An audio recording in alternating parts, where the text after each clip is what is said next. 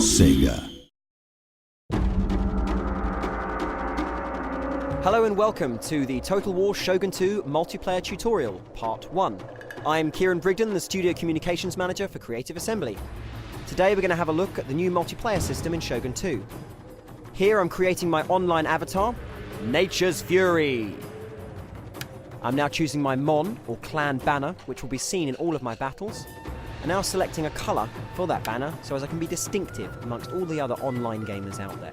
You can see I've chosen a petal motif with a dark green.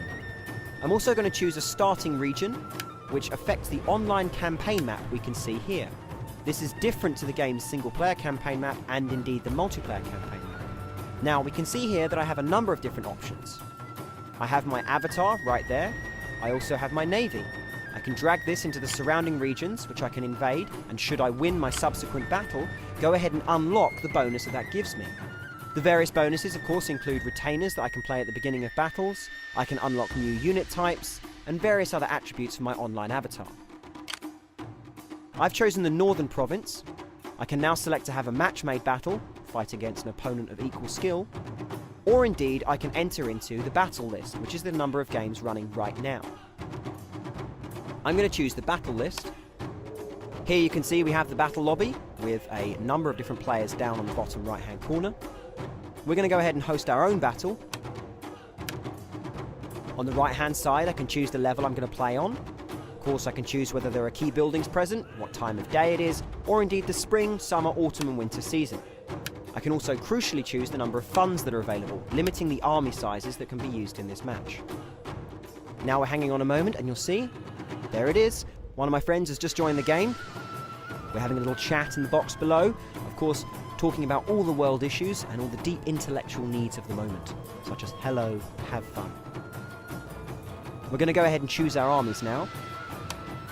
Now of course, because I have a very early level avatar, I'm going to choose just from a number of small units. I have a couple of cavalry units to choose from, some spear infantry, some sword infantry, and some bow infantry. You'll see the others are locked with padlock symbols. They'll become unlocked as I successfully unlock them on the campaign map we saw earlier. So now I'm trying to stay within budget, much like all the governments of today's world, and actually spend my money wisely on a good unit mix and a balanced army. So I'm pretty much ready to go now, so's my opponent. We tick ready, and we're going to be moving into our online battle. So here we are on the battle map that I've chosen with the time of day and the seasons. You'll see there are a number of capturable buildings in the battle map itself. These can all be taken in real time and they apply bonuses across my entire army. The symbol above the building will give you an idea of what that bonus is. Some give you archery bonuses, others for melee combat, and some still will give other bonuses across the entire army. You should choose what you capture carefully. After an initial setup phase, we go ahead and engage. As the battle begins, I move my ranged units forward into a very good forward position and fire down upon the prone gunpowder units of my opponent.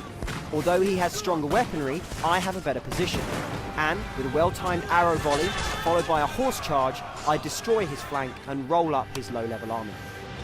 Unlike the Yari Ashigaru, Yari Samurai possess the ability to defend themselves in melee combat and are more effective against enemy cavalry.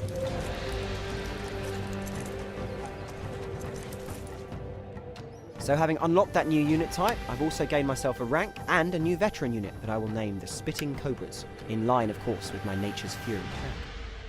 We've gained a couple of points of XP and of course unlocked some special bonuses due to the way that we fought the battle. If we have a look at the unit statistics, we can see how many of my men killed how many of theirs, always important to know. And of course, we can go back to that online campaign map now and see that I've conquered the northern region, hence unlocking the unit we saw earlier. I can now of course choose to go into any of the surrounding regions. But first, time for a little dress up. Here I can modify various different aspects of my avatar a little bit, but I'm going to spend some skills on the skill tree.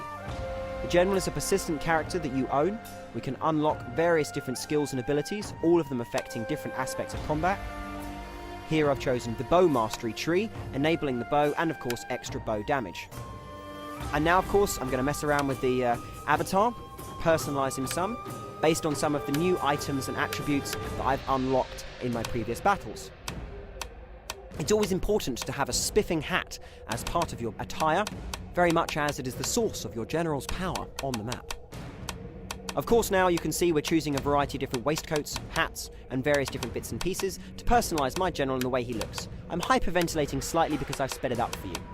We're also choosing a nice green shade to go with my Nature's Fury name, and again make sure that I look a little bit individual on the grand field of battle. Aesthetics are very important, don't you know? And here we have just the first part of the multiplayer trailer. Join us next time for more information!